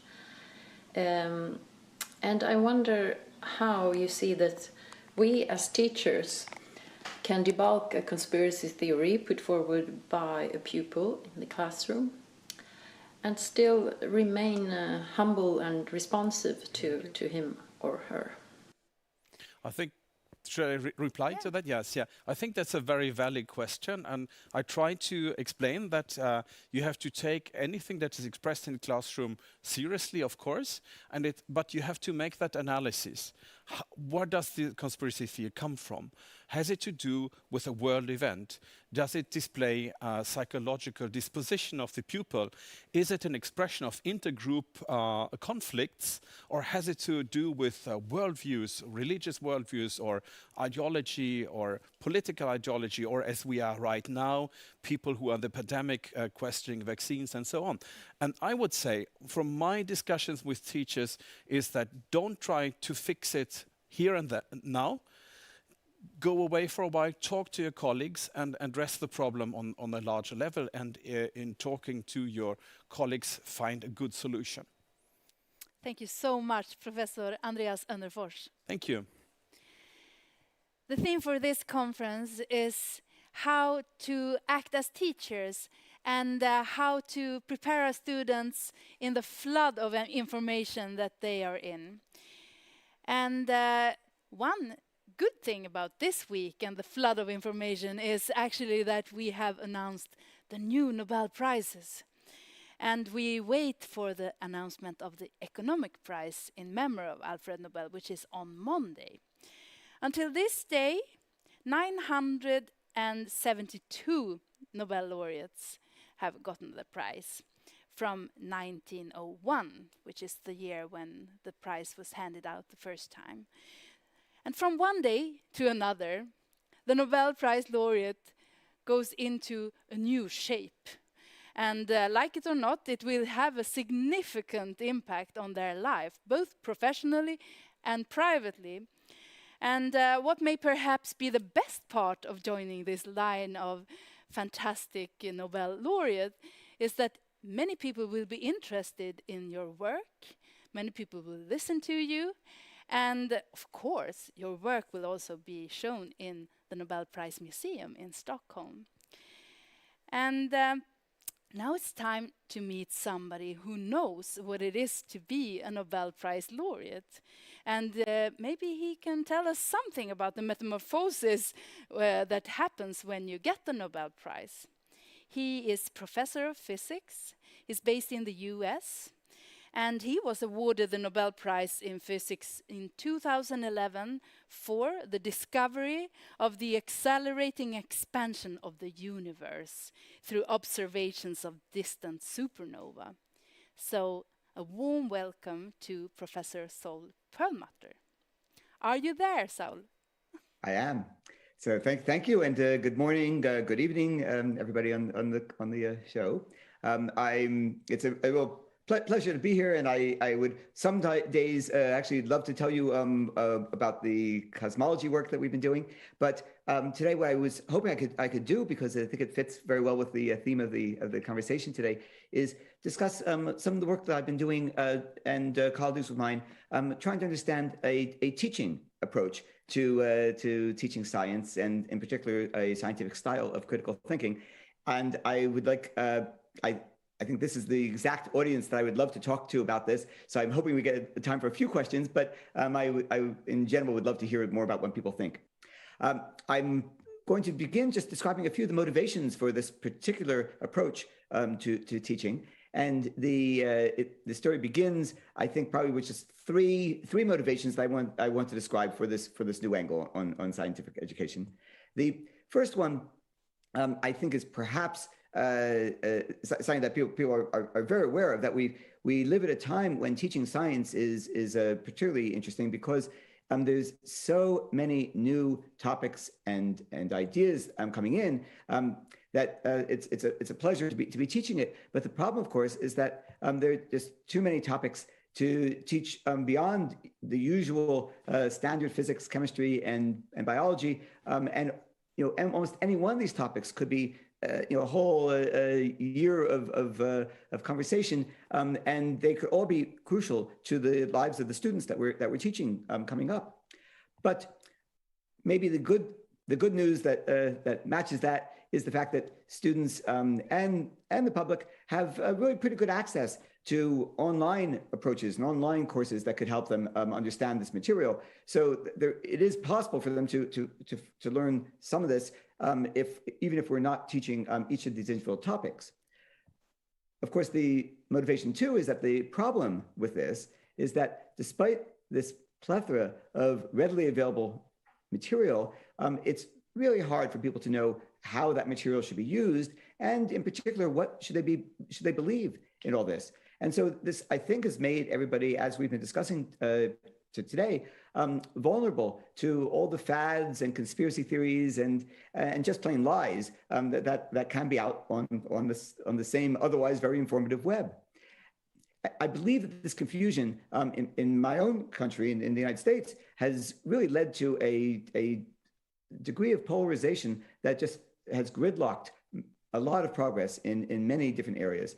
And I think that actually is what perhaps worries me most in the world today, because I think almost any of these scary aspects of the world, the pandemics, the climate change, almost any of the topics that we worry about, I think we would be able to handle. I'm actually relatively optimistic that we are capable of taking them on and being able to do a good job as humanity altogether.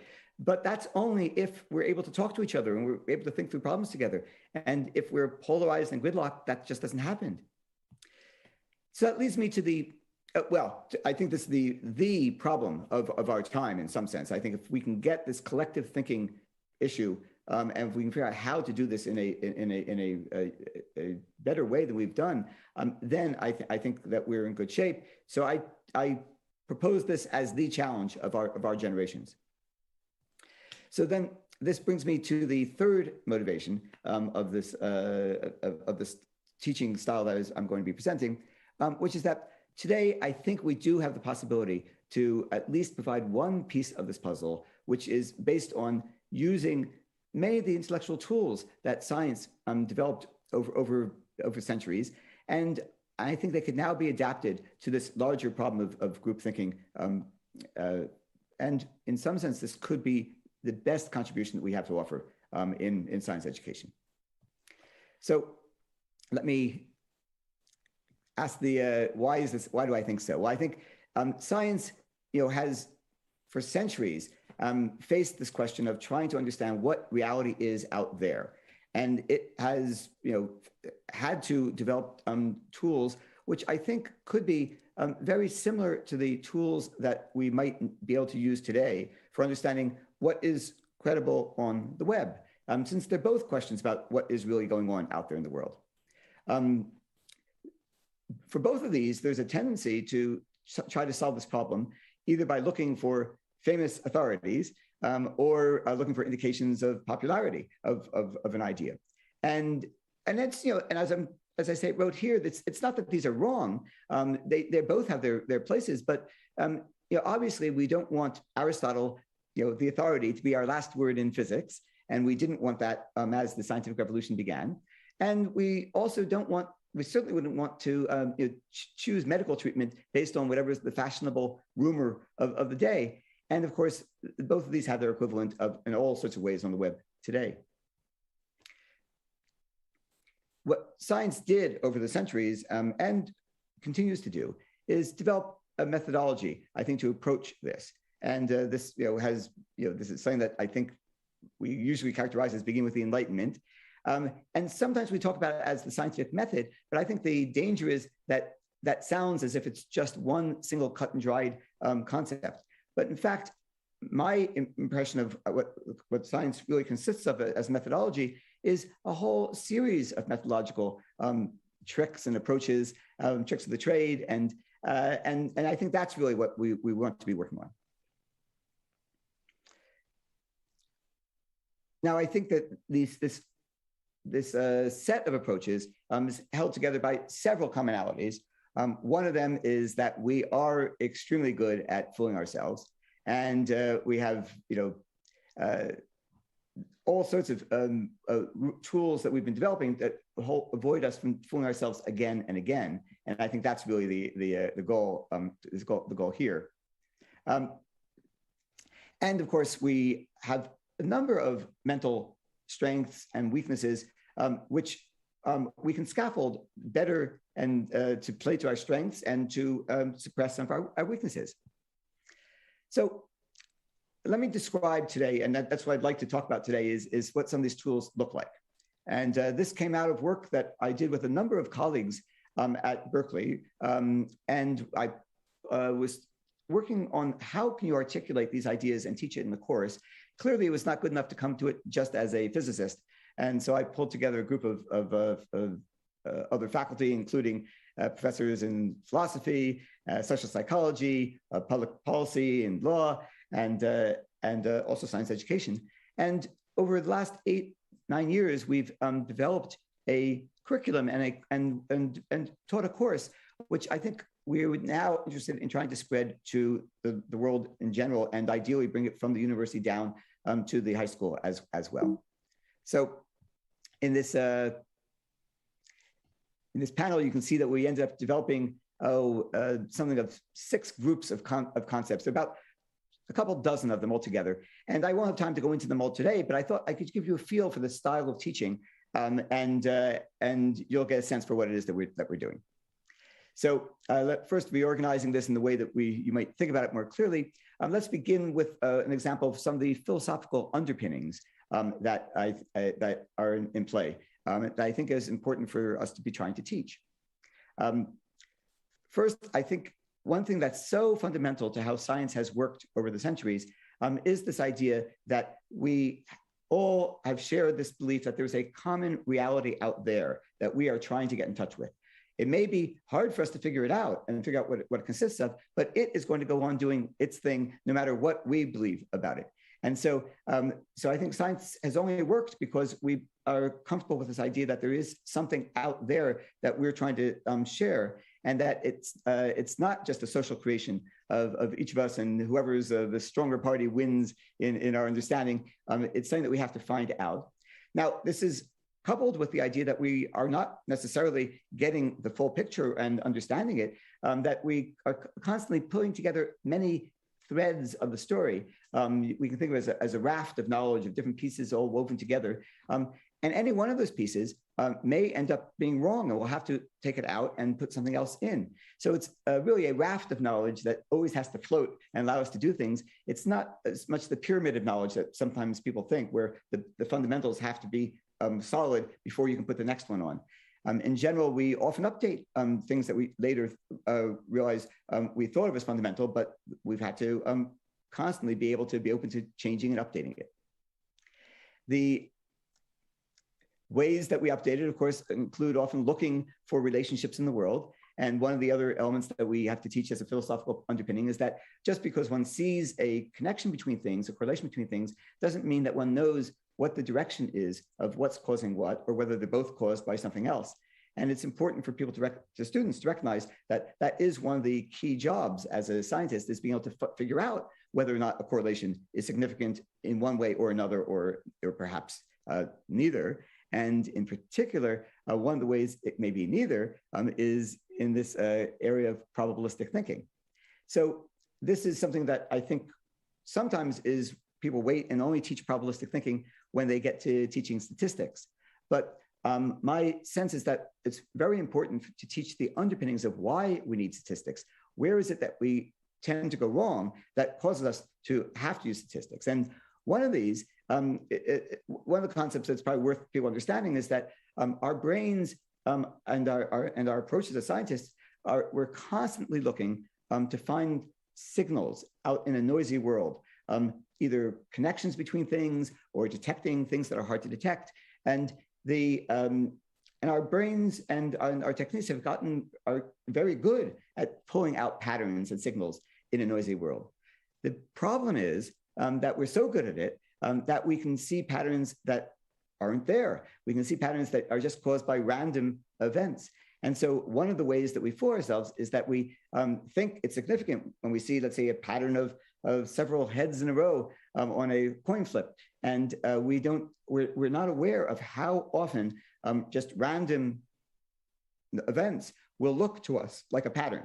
And so one of the elements that we think is so important for the students to understand is that we are subject to this danger, and it's even a bigger danger in a modern world where there's so much data presented on the web.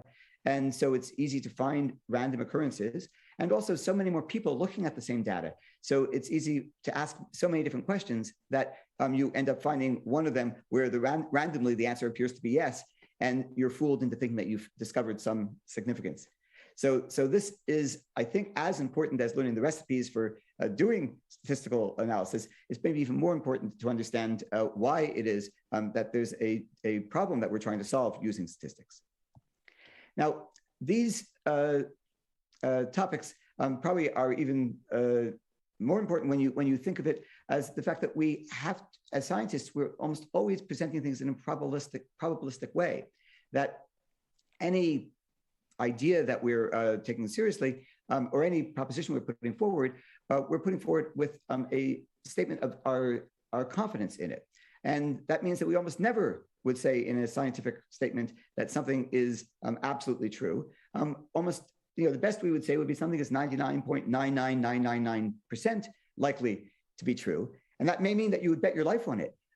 But the reason that this is such an important difference in how you approach statements of propositions in science is because it makes it possible to change your mind. It means that you understand that almost any statement you're making has the possibility of being wrong. It may be a very small possibility, but that your ego is not tied up in everything you say being right, but more in the possibility that you can track somewhat how confident you are in what each of these statements is. And I think that this has become a very important part of the story that we have to face. Now, in a course like this, it's really important that we try to teach everything very experientially. So we spend a lot of time with the students doing exercises and activities. In this particular case, it's a good example of that, where we developed a class exercise where we asked the students to discuss a topic and to argue it with each other. And they are supposed to, at the end of every time they state a proposition, they're also supposed to state how strongly they believe it. So you get statements like, nowadays the teachers find themselves teaching what they think will be on the test. And then they follow this with number 82 to represent that they're 82% confident in it. And they find it amusing to play the game, but at the end, what they discover is that they're much less confident than they thought in many of the statements they make. So that's an important point. But also the fact that by giving a number like 82, they realize that, well, there's still a 18% probability that they're wrong. And it makes them have to think about the alternative, about what the world might be like if that particular position is wrong. The combination of topics of these underpinnings and probabilistic thinking are in some sense the skeptical brakes of scientific thinking, and they have to be balanced by the accelerator pedal that I call the can-do aspects of science. And so here, among the different topics that we teach, one of them is the idea of what I call scientific optimism, which essentially is asking, how is it that scientists stick to problems long enough that they can actually solve them? And they have to be able to convince themselves that problems are solvable long enough to stick to them to solve them. I often ask the students, what is the second longest that you've ever spent trying to solve a puzzle? The second longest, so you don't capture the one time they got obsessed by something. And you end up, most of them will rarely have approached something for more than a day or so. But of course, the point I want to make is that problems really take months and sometimes years and sometimes decades. And you need to have that ability to stick to them. And you need to have that confidence that you will be able to solve problems iteratively and do better and better as you approach them. So that's something that I often give examples from my own work when we discuss this, and historical cases. And then finally, when you have these sets of rationality put together, you then have to ask what happens when humans approach these problems, because as humans, we have all sorts of human cognition capabilities and failures. And many people here might have read the Kahneman Thinking Fast and Slow discussion of the human cognitive heuristics and biases. And so we discussed some of those, and one in particular that I think is important, and especially visible nowadays, is the confirmation bias, where one tends to try to find information that supports things you already believe, and then to assimilate information that you read if it supports things you already believe. In the sciences, there's a particularly pernicious version of this, where your tendency is to, you have to decide when you're finished with a project and when you're ready to present the results to your colleagues. And there's a danger that you will wait to present things until you see results that look like they make some sense to you. But before that point, you keep looking for the computer bugs or the failures in how you set up the experiment. And then once you see the result that you expect, then you present it. And of course, that's a terrible form of confirmation bias.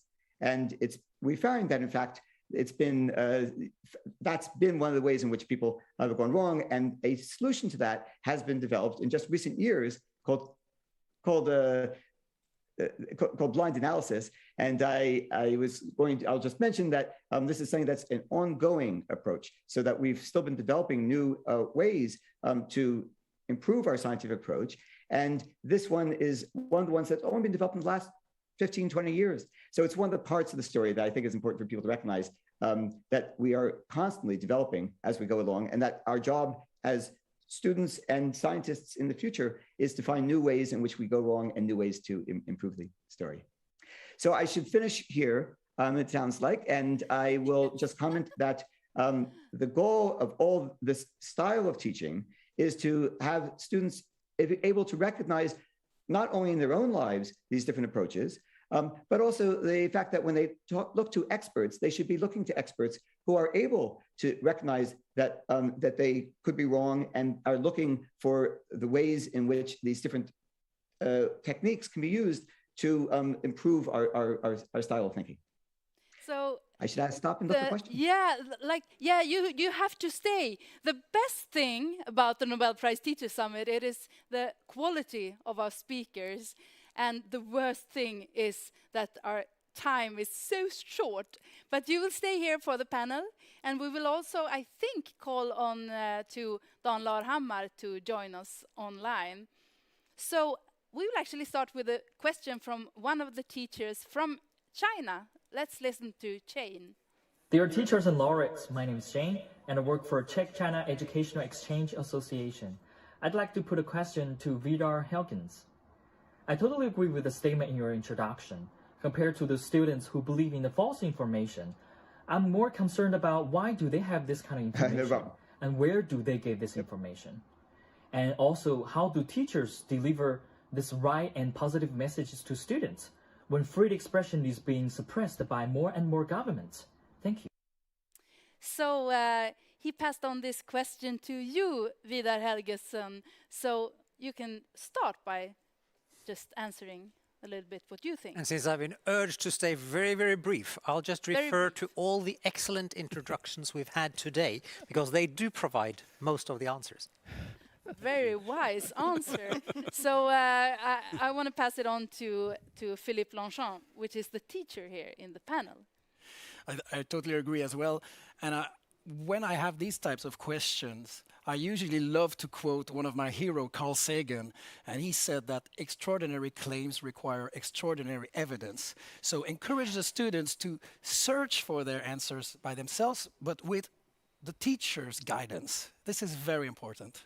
So I was looking at Annika Rabo when Philippe was talking, and you were like, what was your reaction? Well, my reaction, of course, is that we should trust the young generation, and we should be very humble, and again, emphasizing the need to be curious about the world. And I think this meeting of together over generations in a classroom, but also outside, this is really what we have to do all over the world.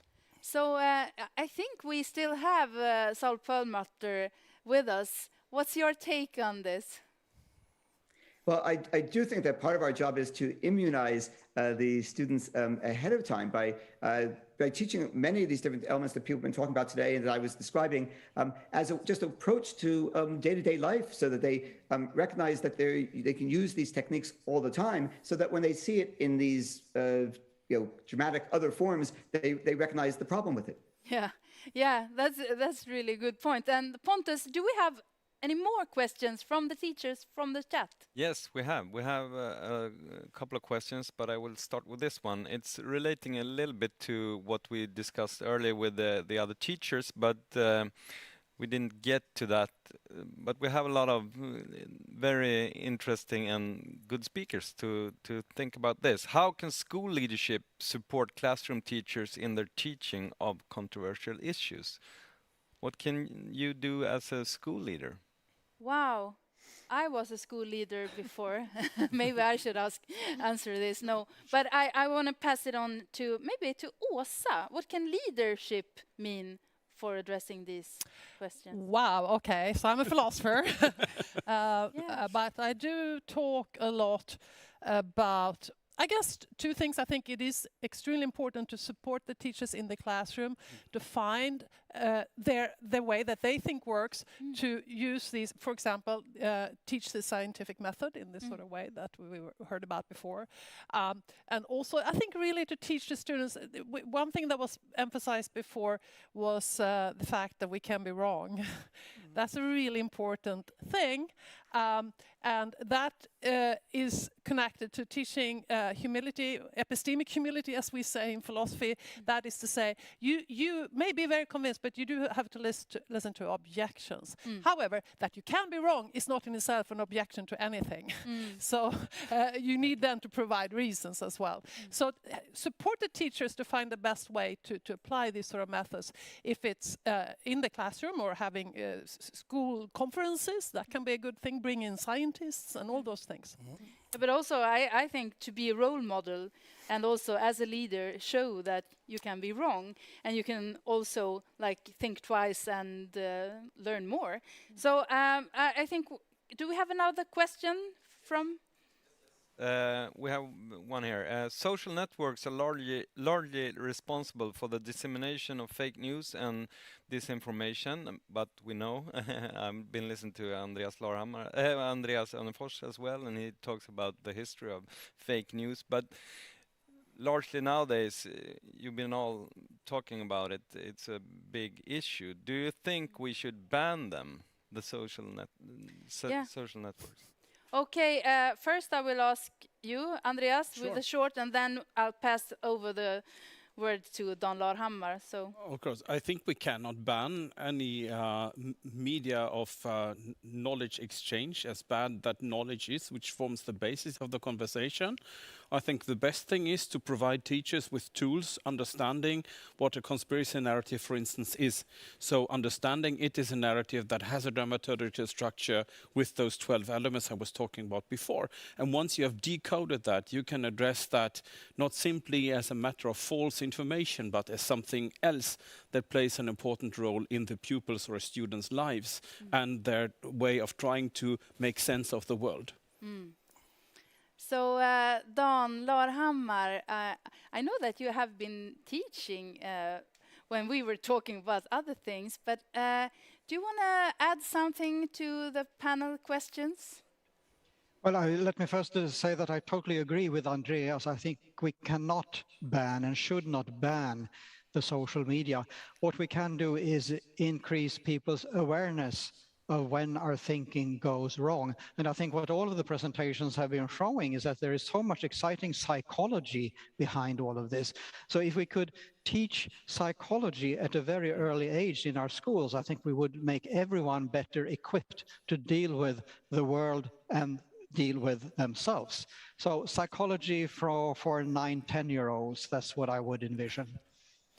Very wise, I think. And actually, I will end with you, Saul.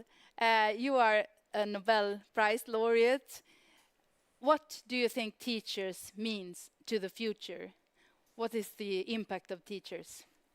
Short. I mean, as we're watching, these current crises, as we're saying that this problem of having people be able to work together and think through problems together as the solution, it seems obvious to me that it's the teachers who are the ones who are going to have to save the day. That if we are able to generate a generation of students who understand these issues in a more deep way, I'm much more confident. And so I'm looking to the group here to solve the problem. So thank you so much. We have these fantastic speakers that we have heard today. We heard Nobel Prize laureate Saul Perlmutter, Dan Larhammar, Åsa Wikforss, Andreas Önnerfors, Vidar Helgesen, Annika Rabo, Philippe Longchamps, and my fellow teachers at the museum, Pontus Thunblad and Anna Olander. So thank you so much for joining us today. We have been talking about how to teach in the flood of facts and what teachers can mean actually for orientating in this very complex and sometimes very polarized world. As we are trying out new things, because the Nobel Prize is all about trying out new things, new ideas, creativity, and making the world better, we also are trying out hubs for the Nobel Prize Teacher Summit. So this year, we actually had over 50 groups of teachers in different parts of the world watching together, discussing this program. And now we also invite those of you who are inside the web platform, you can go to the breakout rooms, because there we will keep on discussing. And to all of you who are watching, please join us the next time for our online seminars, and also please come to Stockholm and the Nobel Prize Museum. So thank you so much for the work you are doing as teachers. We can't value you enough. So thank you for today. Goodbye.